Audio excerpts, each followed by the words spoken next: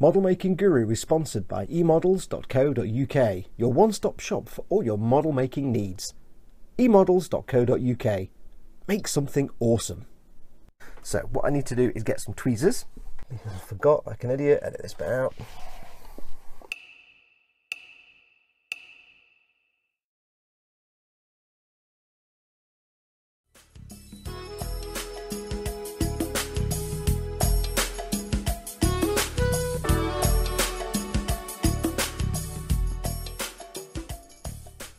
Hey everyone, it's Fox from Model Making Guru here. Hello, and welcome to part 7 of our build of the Games Workshop Warhammer 40,000 Stormwolf brackets, a Stormfang variant brackets. Yes, now if you're wondering where part 6 is, that's the live stream I did last night when I did some of the chipping. Just because I thought I'm going to be doing the chipping, I may as well do some live streaming and have some fun while I'm doing it. But when we start this episode, what I'm going to do, I'm going to explain the chipping again, because I didn't really explain it last night. I kind of just showed it because I was too busy talking to the people in the chat. Thank you to everybody who watched. If you're watching this as a non-patron, so you're seeing the episodes a week later, you'll notice you've got episodes 1, 2, 3 and then episode 6. Yeah, that's kind of weird. Or you might have like 1, 2, 3, 4 and then 6. It's just because some of the episodes are still Patreon only at the moment. They go in there for a week, so don't panic. It will all come out nice. Just that part 6 was open to everybody. So what are we doing? Well, all the painting is done in the last episode. We need to do the chipping now. So I'll start some of the chipping, start the weathering. And the first step is chipping. Now you can see here, I have done some chipping. And it's just the initial stage, just little blue chips everywhere. Just the initial stage. I want to show you how I did it, and then we'll go through, quickly show each one with different colours.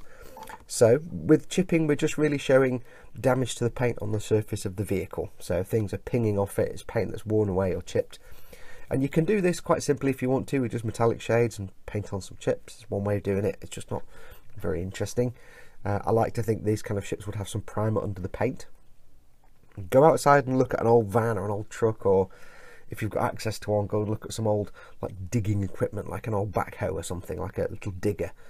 Look at the way the paint chips off. You often get chips all over the paintwork, where you have, for example, the original paint, and then there might be a chip which is paint underneath that original paint that's then been exposed, so it looks cleaner and brighter than the paint on the top, which is filthy and dirty.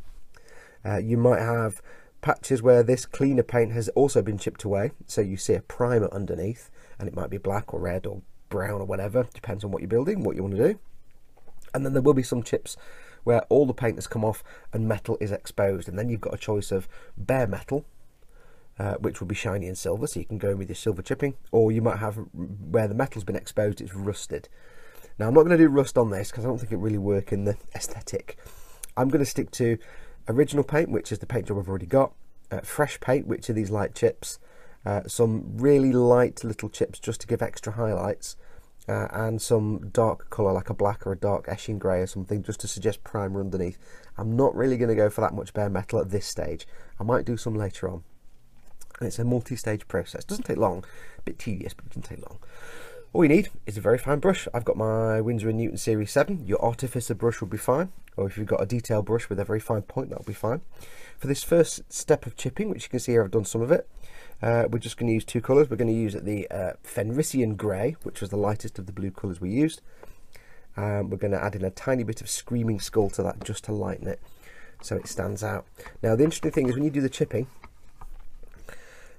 you start off with a colour that's a little bit lighter than the background colour on the vehicle. So for example, the Fenrisian Grey with a touch of Screaming Skull.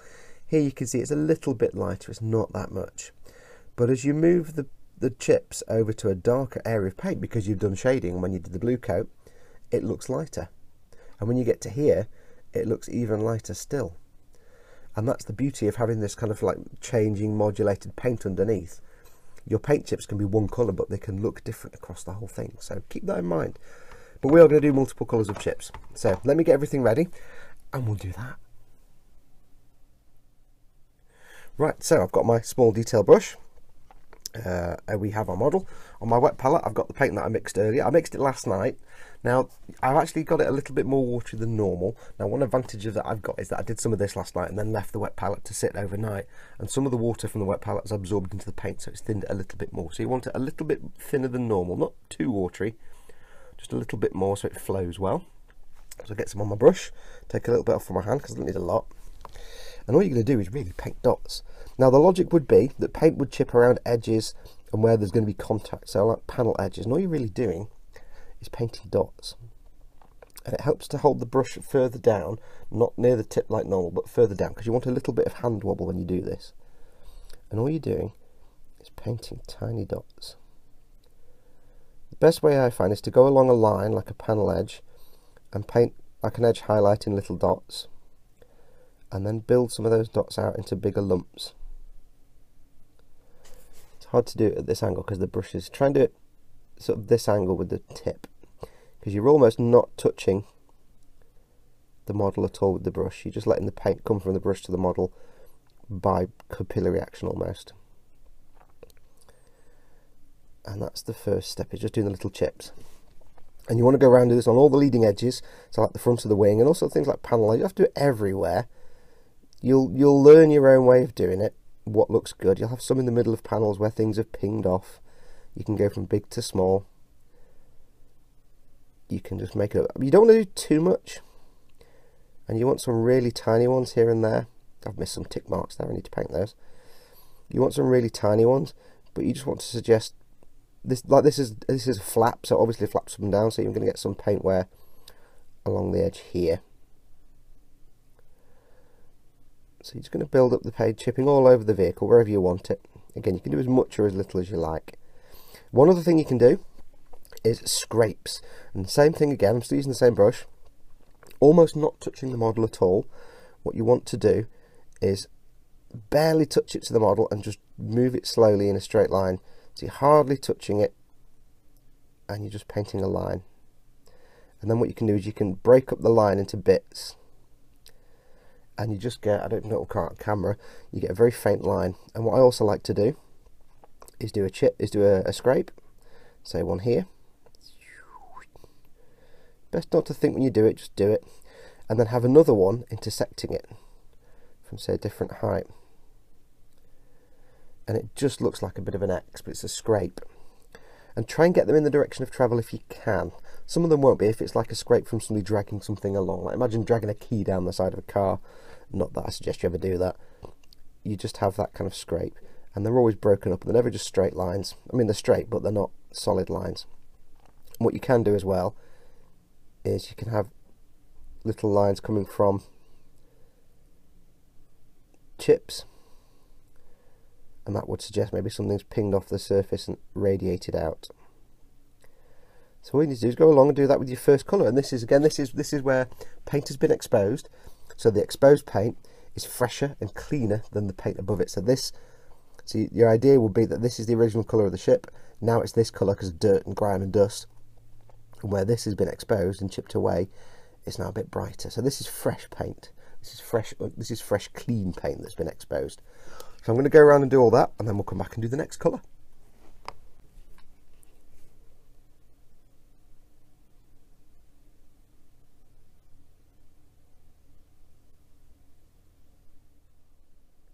Okay, so that chipping has now been done all over the ship and all over the other bits that are blue that go on the side of the ship, and all the other bits we need to add on later, so they've all been chipped as well.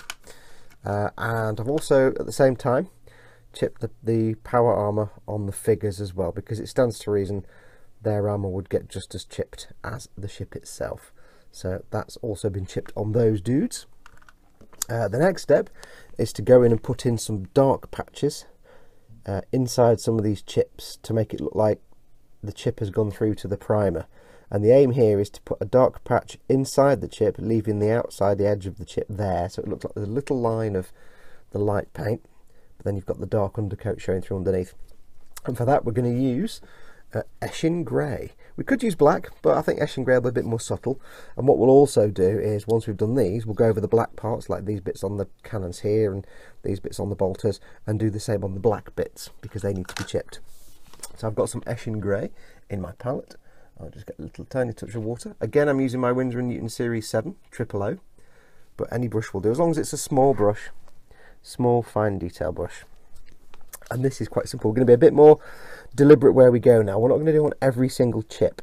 We're just going to do it here and there where we think it might be cool. And all we're going to do is paint inside the chip. Do a little one there. So this won't take too long. The chipping took me about 2 hours to do the chipping on everything. It was really tedious.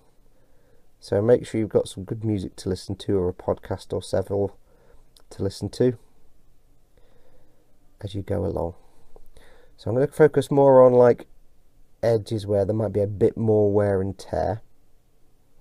And I'm going to do the similar like we did with the chips. In some areas where it's really big, I'm going to do multiple chips that build up into a single hole. So I might have a couple of little chips in there, one in there, and just as we go along. So it just adds to it. Just looks like a bit, you see my hand is shaking. I'm actually doing that by resting my wrist on the edge of this paint tray. Where was I doing that now? And that just gives my hand a little bit of the jitters, which just adds to the effect, because you want kind of randomness. So I'll just go along now and do lots of these. Won't take as long as with the chips because I'm not doing it everywhere, just in places.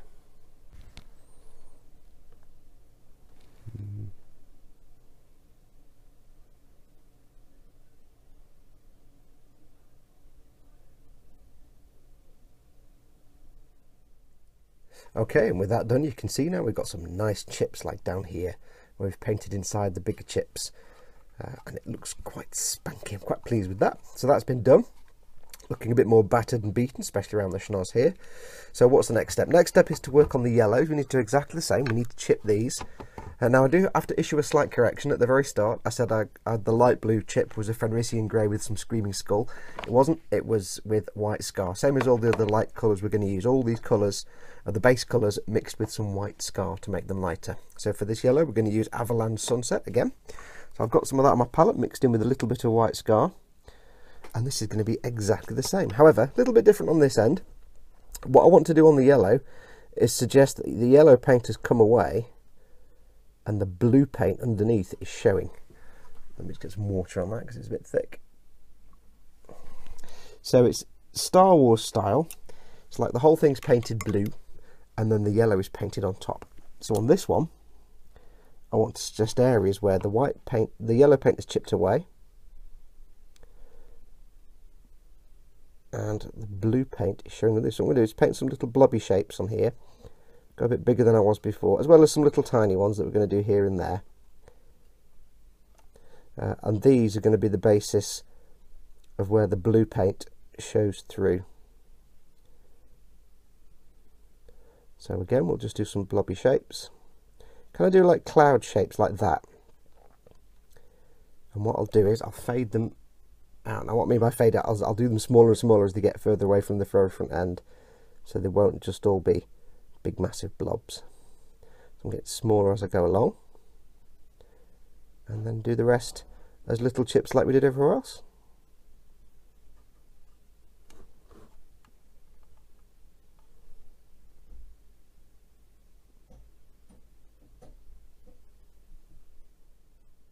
Okay, and with that done, the yellow is now looking a bit more patchy. So the next step is to go in with some Russ Grey, which is the base blue, sort of the maximum highlight base blue colour. So I've got some on my palette of paletting, get a little bit of waters. And you know the procedure by now. We're just going to go inside some of these. And it might take a couple of coats because this is a layer colour. But we're basically just going to, if you pardon the pun, chip away at these and start putting some blue in there.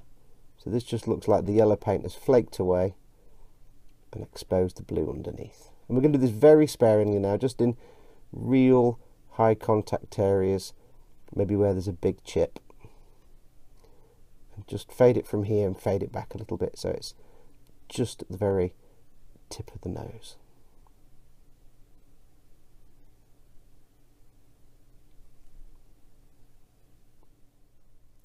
And with that blue now painted on, just one last little step on this chipping, and that is to go in with some Eshin Grey again, like we did before. Let me just get some water, because that's a little dried out on my wet palette. Go in with some Eshin Grey, very sparingly, just in the blue area, just to put a couple of little dings in the blue bit.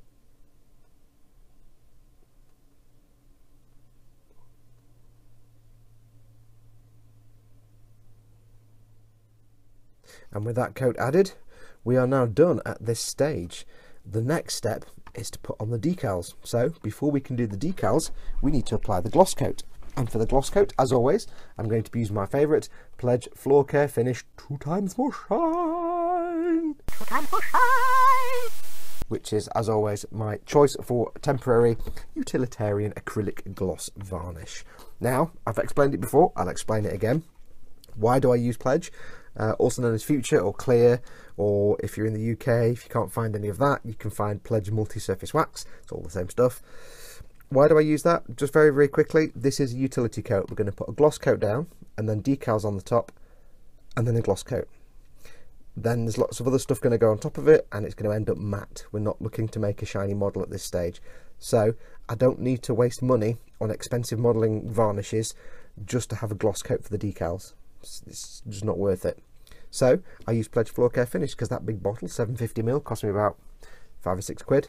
Can't really go wrong. So I'm going to be airbrushing it. So I shall go and get everything ready, get the airbrush ready and the big cloth around the workbench so I can spray it in full view of the camera. And then when we come back, we'll crack on. So I'm back in a moment.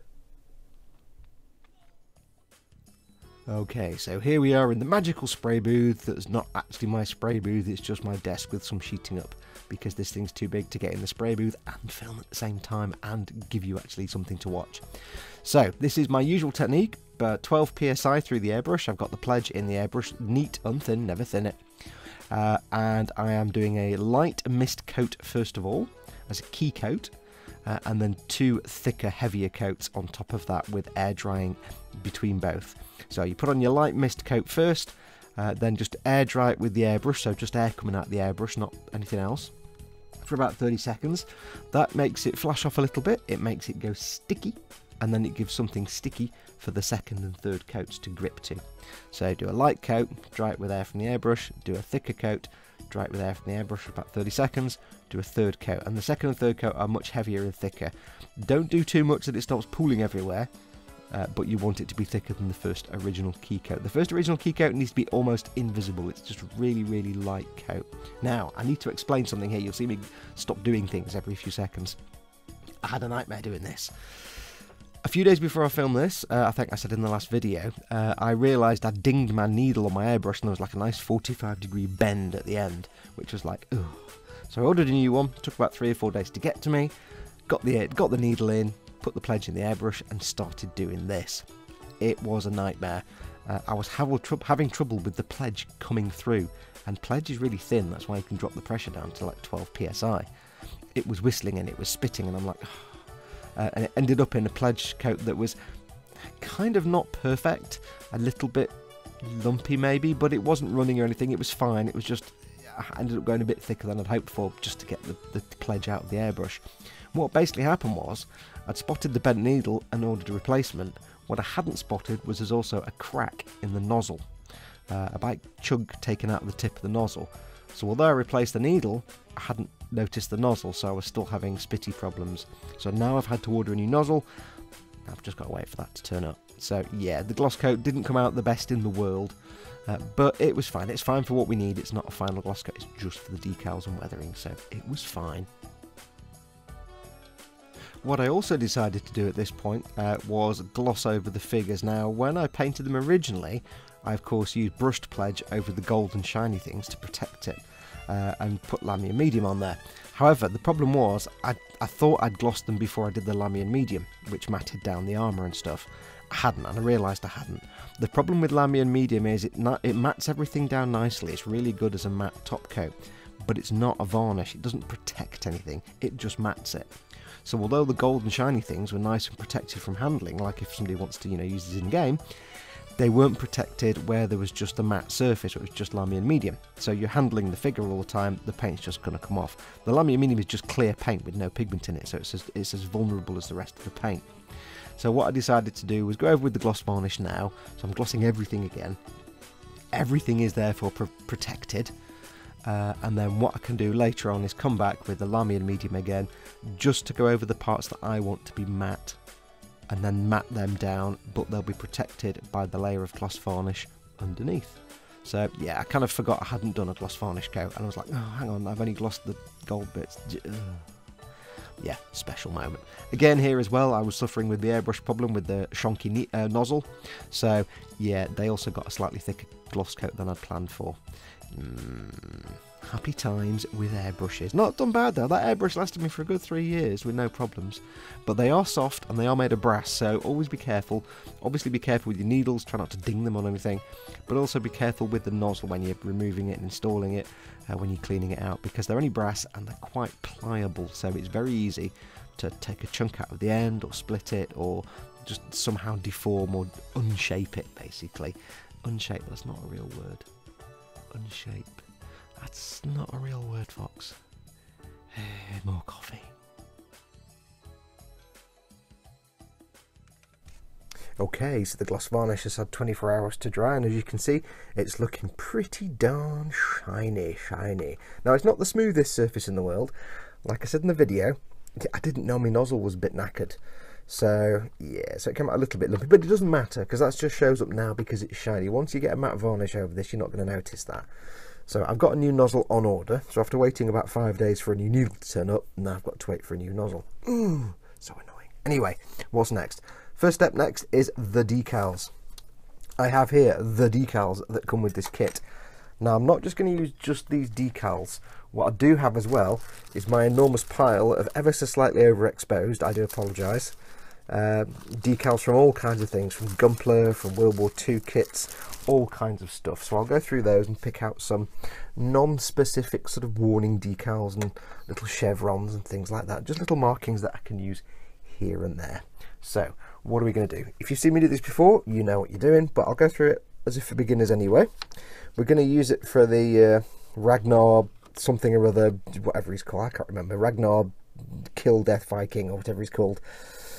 Blackmane, Ragnar Blackmane, Deathmane, Hammer, Kill, Death, Lightning, Thunder, I don't know. Anyway, his logo is just the wolf's head, which is what I've got on the pauldrons of the dude. So it's just these two wolf's heads. And pack markings, I've not decided yet what I'm going to use, but I might use some of the paw print type ones or something. I do know what they mean because I looked them up. I looked them up and everything, and the ones I kind of found were the best ones to use were the ones for the newbies, and I can't remember what they're called. The newbies, I don't know. Anyway, I looked it up and it's all really complex. I'm not going to go into it because I just don't remember half of it. So we're going to use the Ragnar Thundercats symbol, and that'll go onto this yellow bit here and on the other side as well. So these are water slide decals. So first step is to cut out your decal. Use a sharp blade and go in thus. Now the beauty of these Warhammer decals, these Games Workshop or Citadel decals, is they do have a tendency to make the carrier film around the decal really small, so you don't have to do a lot of trimming, if any. Some decals you'll have to cut the decal out of the sheet and then trim around. If you look at the decal in the light, it might not come on camera, but there'll be an ever so slight, you can see there, maybe if you get it in the right angle, you can see there the carrier film looking pretty good. It's not much bigger than the actual decal itself, so we're not going to have to worry about that too much. So I don't need to trim that. And these decals, I found their decals are really nice for the carrier film disappearing. So just cut it out and go for it. You're absolutely fine. We're going to put another gloss over the top when we're finished anyway. So what I need to do is get some tweezers, and all you need is tweezers, or a couple of pairs of tweezers in my case, some warm water, and a piece of kitchen roll, and maybe some cotton buds. Now I'm not going to use Microset and Microsol on these. Well, I am. I'm going to put them down with water first, because these are so well behaved, these decals, and they're all on flat surfaces, that I'm going to use water to put them on, and then when they've dried I'll use some Microsol to just bed them down a little bit. Now the reason we did that gloss coat, twofold: one, to protect the paint from what we're about to do in all the weathering, and also to give us a nice smooth surface for these water slide decals. If you have a rough matte varnish surface, then the decal's probably going to go on and you'll have little speckles all over it because it gets air trapped underneath, because a matte surface isn't smooth. So using a gloss finish first just means you give it as smooth a surface as possible. So put the decal in the warm water. It needs to be warm. It can be cold, just take longer if you get cold water, so put it in warm water. We'll do it on this side. Yeah, I'll put this off to the side here. You don't need to see it in the water. Give it 30 seconds or so, then chase it around the bowl. What I'm going to do now is just put it onto some tissue paper. That'll get rid of the excess. I apologise, it's all horribly overexposed. Just the price you pay for having everything else visible. And what I'm going to do is just quickly check it with the brush and see, yep, that moves perfectly, so that's perfect. So I'm going to pick that up with my other tweezers. Get some excess off, just touch it to there. Now, I'm going to use tweezers for this. People scream at me when I do this, but I've been doing it for so long that I know what I'm doing. I wouldn't recommend you use tweezers like I do. Maybe use a brush or a cotton bud to move it around. But what I'm going to do first is get a little bit of water on the surface, just so it moves around freely. And then slide the decal off very gently. I'm hardly touching it, and I'm using the bottom side of these particular tweezers. Slide the decal off, get rid of the bit of paper. And then what you can do, you can use a brush. I'm going to use a brush just to show you I can do it. Except it doesn't want to move, so I'm going to use tweezers. I like these because I can get really delicate with these little needle-nosed pointy tweezers. So I'm just going to very gently nudge it where I want it. Now, if you're going to nudge it around with tweezers like I am, ideally push it from the edge so your tweezers are touching the clear film and not touching the actual printed part of the decal. Okay, so that looks pretty much in the middle to me. So this is where you can use either a piece of kitchen roll. I know it's not in the middle. Either a piece of kitchen roll or a cotton bud, and what you want to do is just gently push it down and roll the cotton bud just to squeeze out any excess water. Don't push down super hard, just push down and just get it on there. Remove any excess waters. If it should slip or move around while you're doing this, don't worry, you can always go back and wet the decal again and it'll float off from the surface and you can move it around again. So just make sure it's flat. And this is what I'm saying about these decals being so nice. You can't really see the clear film around it. If you get it in the right light, you can. I don't know if it'll come out on camera, you can kind of see it there. I don't know what you're looking at. But it's really subtle. So if you were to leave that to dry and then just matte coat this, you wouldn't see that clear film. So that's on. So I need to leave that to dry now. Sort of 5 or 10 minutes just for all the excess water. The cotton budding here helps to bed the decal down to the surface and also squeeze out any excess water. So you can leave that for 5 or 10 minutes. And like I say, you could just go ahead and do the rest of the decals and matte varnish this now. If you want to get a really nice painted on look though, I'm going to use this Micro Sol. You may also have the Mr. Hobby version of that called Mr. Mark Setter and Mr. Mark Softer. I think this will be Mr. Mark Softer. Basically what this does is it softens the decal, thins it ever so slightly, and it kind of a little bit eats away at the clear film, so that the ideal is that you work on it. When this is dried, you do a quick coat of it, let it dry for 10 minutes, do another coat, and it eats away at the clear film until it starts to technically eat away at the printed bit, but you stop at that point, and it leaves the printed bit with less obvious clear film because it thins it down and softens it and helps it blend in. Doesn't really need it on this flat surface because it's a flat surface, but if you wanted to, if it was like a corner or a ribbed surface or a textured surface, you'd probably want to use it just to get it to bed down. So if I was putting a decal over one of these grill things here, over that, and I wanted it to go into the recesses, that's what I'd use, just to, over several coats, just to soften it down. So that's that. We're going to give it 10 minutes to dry, and then I'll put on my Micro Sol. Back in a moment. Okay, so I've gone ahead and done the rest of the decals and put those on. Now you may notice that wolf head is a little bit different to the one I put on a minute ago. Yeah, for some reason I put the decal on there for you guys and then realised that was the only one decal that size like that on the entire decal sheet. They give you one and I'm like, okay. So I took it off and I put these ones on instead. which are both the same now. So it's dead easy. If it's only been on for a few minutes, you can just wet it and peel it off. It's no problem. I also added some numbers. I decided to make it from the 101st. There you go. It's a good number to have on a flying troop carrier. And one of these, I think it's blood claws or something. It means like the newbies that are really fresh and that are keen to kill everything. So they're not experienced, but they're fresh. So I did that. And then I used some Gundam decals. I've got a little red warning thing here, a yellow thing here with an arrow as if this is like some kind of removable panel. I put on some little chevrons on the back of the engines there, and there's two underneath as well. What else did I do? I put a couple of decals from the Space 1999 Eagle, one there and one on the other side, just like little markings. Put these under the engines, little Gundam ones, just because it just looks interesting. I put these under there, and what else did I do? I did something else, but I don't know where I put it or what it was. Brilliant. I can't remember. Oh, put one on the nose there, little warning thing. And then on the sponsons, I just found these two little white ones, so I put those on there just because they look interesting. I know it's not strictly canon or accurate or anything like that. It's not true to the actual Warhammer lore. Doesn't matter. I don't really care. It just makes it look interesting and a bit more feasible, like a military vehicle. So it just makes it interesting. So what's next? Well, they've had about 10 minutes to drive to put all these on. So I'm going to go in with the Micro Sol. And again, if you're using the Mr. Hobby, I think it's the Mr. Mark Setter. Could be softer. I'm not sure which one it is. I don't use that stuff. But this is the one that will basically just thin it a little bit, soften it, and help it bed down. So for example, on this piece, all you do is get some on the brush and brush it on, and knock the camera. So just brush it on. Now you don't need to brush it everywhere. Just brush it over the actual decal and the edge, the film.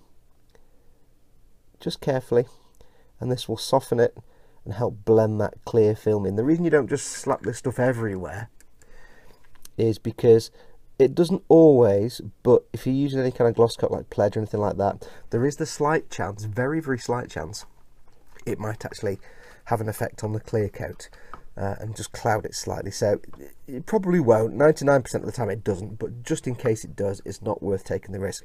Just keep it to the decal. Now this decal here, you can see it's still shiny. You can see the clear film, but the clear film goes off down that little panel line there because the decal film was quite big and I didn't cut it off. Also, it goes into this little round bit. So this is where Micro Sol comes in perfect, because not only does it smooth things out, it also softens the decal so it goes into recesses better. So if I put some on there like that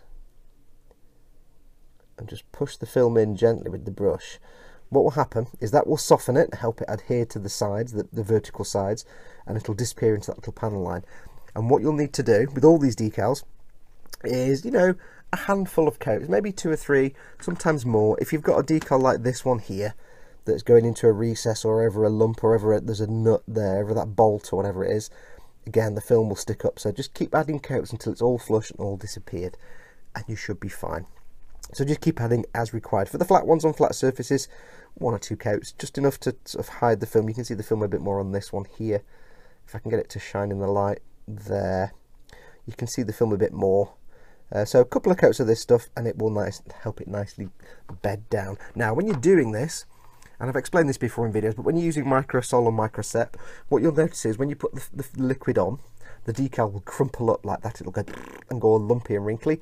Don't be tempted to touch it. All it does is it contracts and then it expands back as it dries and it flattens out, and that's how it helps bed down to the surface. So if it goes all wrinkly, don't touch it. Just leave it. Let it do its thing.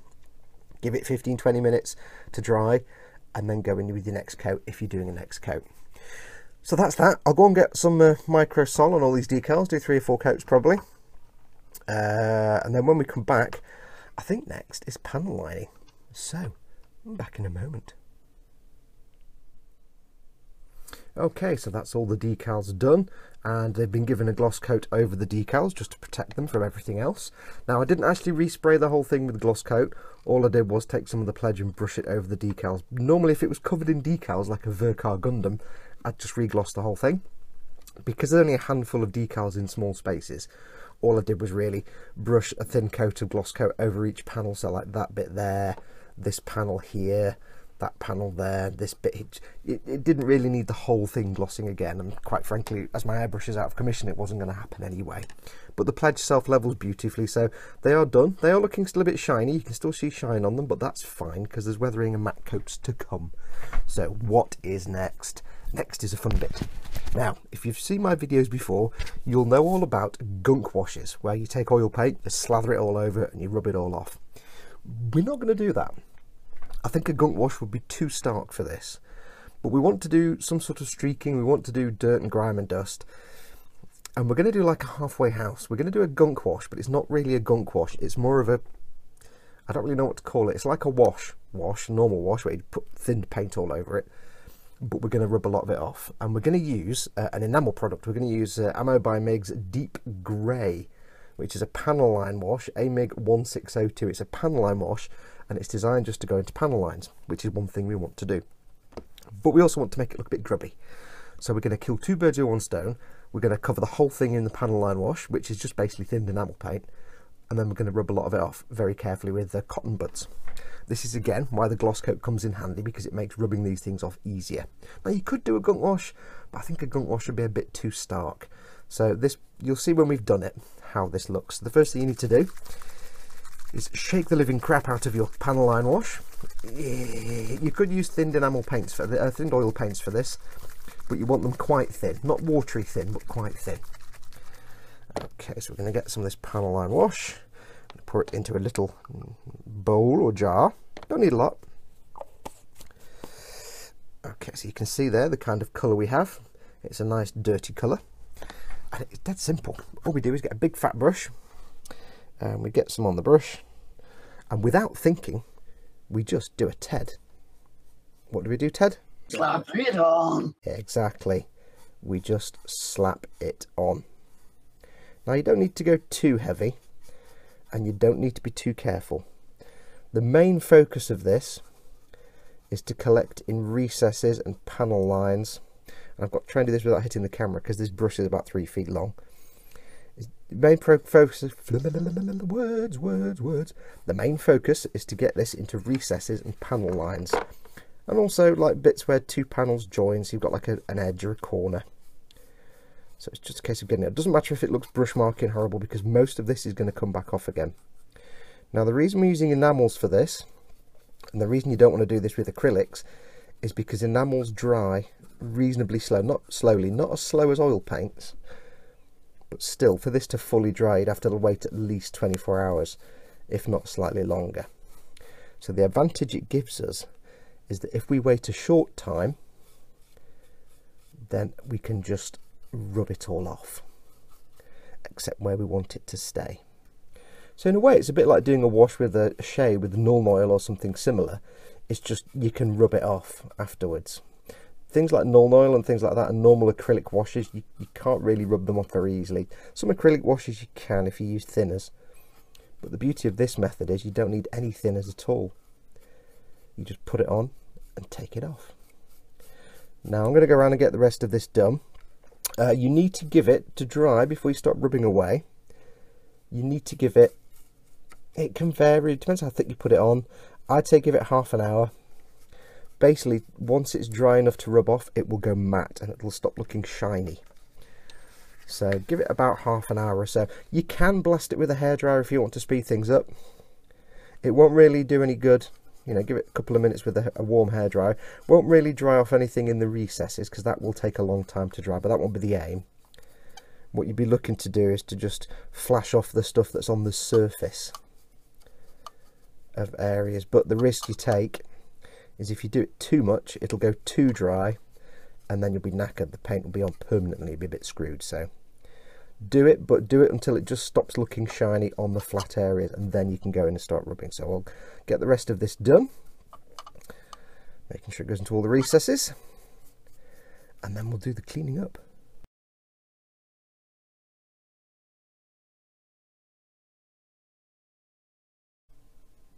So this has had about half an hour, and look at that filthy, dirty, filthy, dirty, dirty, filthy, filthy little thing. Oh yes, nice and dirty. Now I've not done the underneath because I've already done that before I filmed. I tested it out underneath. So I know it works. But this is the fun bit where we get to remove all this. Now, I need to tell you a little story before we get going. These Hellfrost cannons that go on the top at the back here, got 2 of them.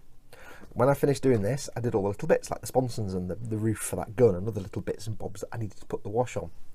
Did the first Hellfrost cannon, painted it up, put it to one side, went to get the second one. Where's the second one? Where is it? Where?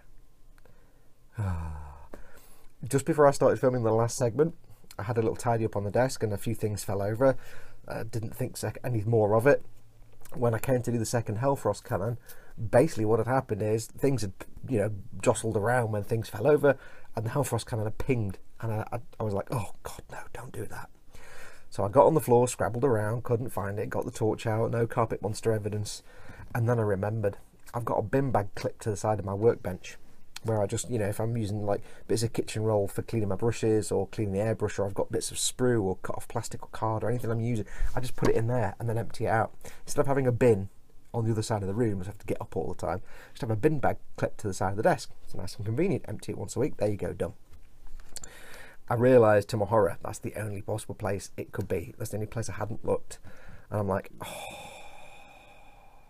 And I'd just taken it out and put it in the wheelie bin outside. So I had to go outside in the pouring rain, dig this bin bag out of the wheelie bin, get it back upstairs, empty the whole thing out on the floor. And luckily, I found the piece. It was right at the bottom. It was like the last thing I pulled out of the bag, obviously, and found it. So yes, I was like, oh, thank God. But what a nightmare. So if you are like me and you have a bag clipped to the side of your workbench for waste and bits to throw away, just put it off to the other side where you don't actually work, where things aren't going to ping off and fall in. Or if you lose a piece, you may have to get that bag. So there's a lesson learned. Be more careful. Be more careful. And it's a good job I found it, because if I hadn't, I couldn't use this gun. There's no other weapon that goes on here. I would have had to take that off and put the roof carapace over the top, which is just a roof with an air intake, and that doesn't work for the Stormwolf. It's for the Stormfang. So anyway, so I'm a bit stressed at the minute. You can tell I shoot with this hand. Anyway, now the fun bit. We get to remove all this schmutz. What we need is a billion cotton buds and about 20 minutes and some podcasts to listen to, because all you do is literally this. You just start wiping it off, and what you do is do it quite gently. You see what coming off there? Go quite gently, don't go hard, and if you can, if it's a flying vehicle or a moving vehicle of some sort, try and go in the direction of travel, because what you'll do is as you do it you may leave some streaks behind, and ideally if you do, you can either by choice, by design, or just pure by accident leave some streaks behind. They'll be in the direction of travel. So they'll look like normal sort of grime streaks that come from as it flies. But if you see there, and I'm going to be painting this bit gold later, but it's cleaned that bit off but darkened it a little bit, but you do get this sort of faded bit around the edge and around the edge on the outside here. It's brilliant. So it's kind of like a gunk wash, but you're just using enamels instead. So I just need to go around and do all of this. So you can see on this bit, I'm not putting any pressure on, I'm just letting it run over the surfaces. You can see on this bit now I've just done. It's cleaned off the flat surface. It's stayed in the gap there. It's stayed in this panel line. It's stayed around. If I do that, if I angle this, because that's a little lip there where the gold bit will be, if I angle it, it removes it from the flat surface but leaves it in the little corner. You just get that kind of shading. So I need to go around the whole ship now. Doesn't take long, but it's a little bit tedious, but it doesn't take long. I need to go around the whole ship and clean off all the excess. It's quite hard when I'm trying to do it on camera because I can't get the other way in. Let's go this side, it'll be easier. There we go, that's better. Just need to work my way around and get another cotton bud. You will go through quite a few cotton buds, so have cotton buds on hot standby and just work your way around. This is great fun. When it comes to raised surfaces like these ribs on the front, what you can do is just run it along the top. And you can see here it's all collected down at the bottom. That's great because that looks like grime and mud and dirt that's just collected every time this opens. Ideally you want it to collect at the top, but I can live with that. So I'll just work my way around now. Clean all this off. The other thing it will do as well, it will matte the surface down a little bit. So you will find that shine's gone. And when this model is finished, it may actually be so matte from all the weathering we do that I don't need to do a matte varnish.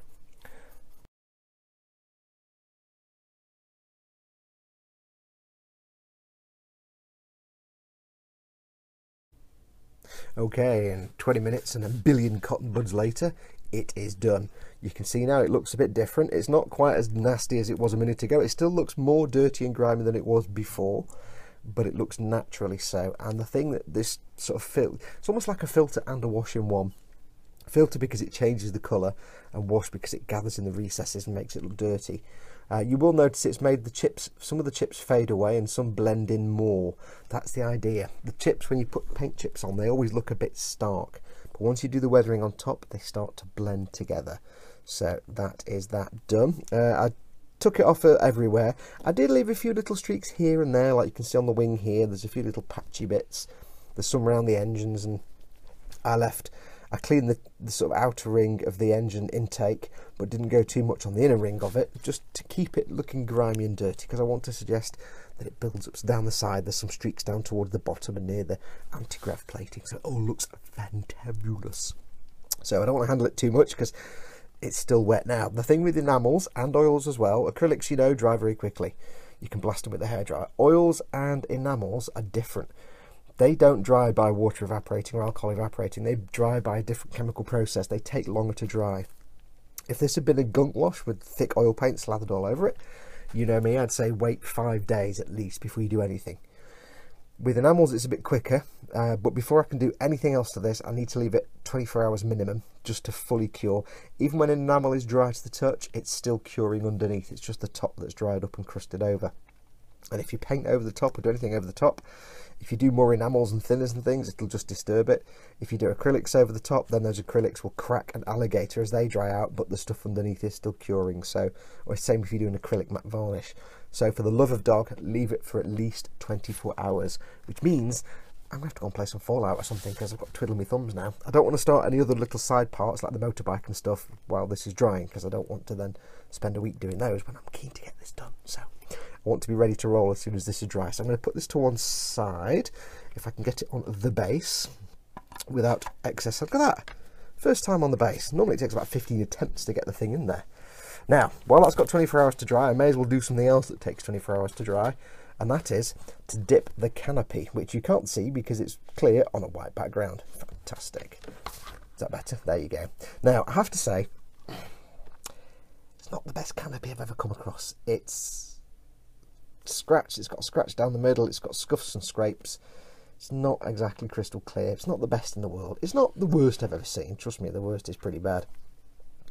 But what we can do, there is something we can do. You could polish it with polishing compounds and very soft cloths. I don't have any of those, so I can't do any of that. I do have a polishing compound, but nothing to polish it with, so I can't do that. Much as I would love to, I'm not going to. However, there is one thing you can do to make a clear plastic canopy look a bit more like glass, and hopefully, possibly, fill in some of those little tiny micro scratches and swirls in the clear plastic. Now we're going to be painting this, so we're going to have to get it all masked off and paint it properly. They are such nice relief lines for the frame that you could brush paint this, but when we do what I'm about to do, you can't brush paint after that. If you just brush paint it on top of this, no problem. You could brush paint away, get all the frames painted, and if you go off onto the clear bits, like when you do on bare plastic, like I did on the mega-sized unicorn, you can just scrape that excess off gently with a cocktail stick and with your thumbnail, and it will come off. Indeed, Duncan suggests doing that in his video. However, we're going to dip this. We're going to dip this in the Pledge Floor Care Finish. 2 times more shine. 2 times more shine. Right, that was a long one. Woohoo, yeah. That'll sound good when it's speeded up. So, we're going to dip it in some Pledge. You can use, depending on your country of origin, you can use Future, Clear, Pledge. There are also official model making dipping products. I know AK does one. They do one called Gauzy, and I can't remember if that's the one for dipping canopies and clear pots or not. It might not be. They do Gauzy and something else. One is a gloss varnish and one is deliberately in a big tub for dipping things. What we're going to do is basically dip it in a clear gloss varnish. It will do 2 things, hopefully. One, it will fill in some of the swirls and make them less obvious, so they won't be as visible. And it will also take it from hopefully looking like plastic to a bit more like glass. It just makes it more glassy. And this is a very, very simple process. It can go horribly wrong. If it does go wrong, you can easily remove it. I say easily, I haven't got anything to do it with. If you get it wrong, you can easily remove it with, if you're in the US, window lean. no, not window lean, Windex, which has got ammonia in it. Over here, you used to be able to use window lean, which had ammonia in. Now it's got vinegar. The pledge / future / clear is removed with ammonia. So if you do go wrong and you mess it up, you can always strip it back again with something with ammonia in it, and it will take it off. Same again, if you paint it and it all goes to horribly to pot, and it's got the gloss varnish underneath, you can put it in ammonia or something with ammonia in, it will take it off and take the paint with it. So have a small container of sorts. We have my pledge floor care finish. 2 times more shine.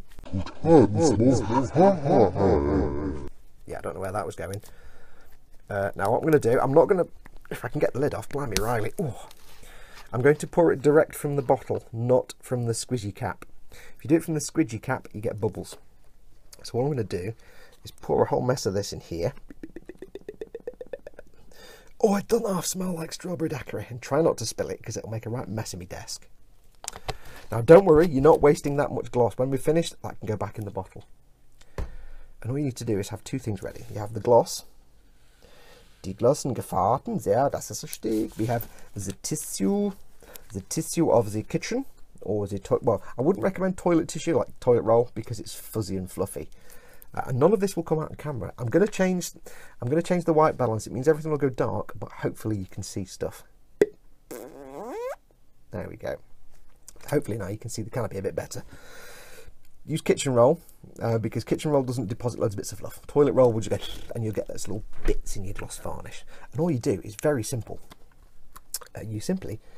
Normally, what you would do is you'd leave a nub on the clear part that you could grab onto. I don't have one. This was actually off the sprue when I got it. It was already broken off, so I'm having to grab a bit that I'm going to paint of the frame.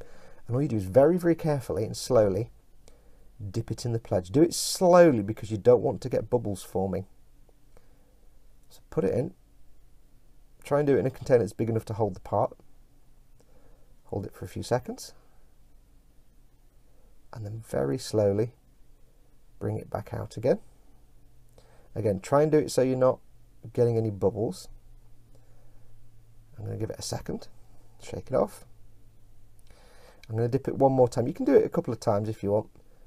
But very, very slowly because you don't want to form bubbles. Bubbles aren't the end of the world. It just means that when it does dry out, you might get a little ring where the bubble was if it sticks and stays around, which is a right pain in the bum. And then we'll slowly pull that out. Now I have to admit, I've not done this very often. I've done it approximately once before now. Yeah, I did it on the perfect grade Zaku. I did try dipping some parts that are even painted. Some people think you can maybe paint a model and dip it in clear gloss like this, and that'd be brilliant. No, it won't, because all it will do is take the paint off. So what I need to do now is get myself a cocking tail stick. What I want to do is put this down on some tissue on top of a cocking tail stick, or something to stick that keeps it up off the surface, because you want to put it on the tissue so that it's touching at, say, a corner or two. Not every corner, but a couple of corners, because then what will happen is any of the excess that's on there, you don't want to have this dry and have big bulbs at the bottom where it pools off. So what you can do is I'll just take the stick away for a second, let it sit there for a second, and what hopefully will happen, if I just use the bit that's going to be frame, what hopefully will happen is that the excess gloss will all go to one end because it's lifted up by the cocktail stick. I might try and put another one under there. If I can delicately do this, delicately. You want to tilt it a bit. So hopefully anything will run towards the corner and then will wick off into the tissue. And then the next thing you need to do, and do this quickly, is cover it. Now I'm going to put a brush here. I'm going to cover it to keep dust off, but I'm going to keep it covered but not sealed. So there's a gap under there. Do something bigger, really. Let me find something bigger. Bigger, bigger, bigger. I need something bigger. This army painter brush. There's a gap under there to let the air circulate through so it can gas off and the vapours can come out, but it hopefully should keep it protected from dust. And what I have to do now is leave that for 24 hours. fully 24 hours. Again, it's so the pledge can fully cure. You know, pledge takes 24 hours anyway. If we're lucky, if I'm very lucky, any excess will bulb up and then wick off. If I'm not lucky, we'll have bulbs and I'll have to then go and find something with ammonia in it to strip it off. Yeah, pain in the bum. So, I need to leave that for 24 hours now. So I'm going to call this episode quits there. So far we have weathered up a little bit, or quite a lot, the ship itself. We've got this glossing and drying nicely. I will get everything edited together for this episode. In the next episode, I'll try and figure out the next step of weathering on the ship. If there isn't one, what I will do is I will start on the gold and the other bits that we need to touch up now. It's been all gunked up. I'll have a look at it when it's fully dried and see if I think it needs a matte varnish. If it doesn't, then I can go ahead and do the gold and get all that brush gloss varnish when it's done and all the other bits that I need to do.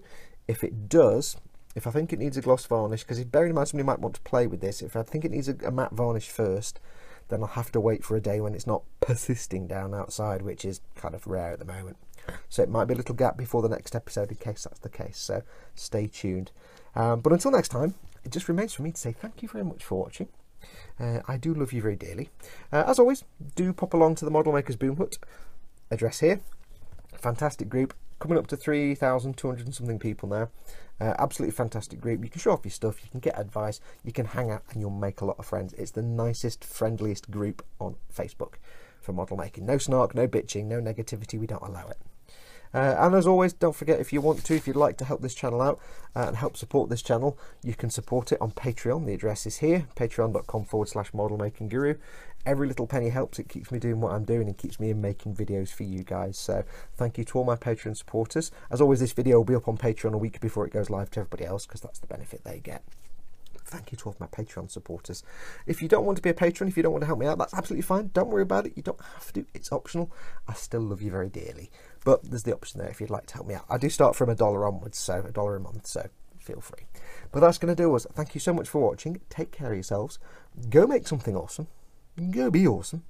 And until next time, adios amoebas. My hand's doing that little noise with the glove on again. Ew. Don't know if you can hear it, but I can. It's kind of organic.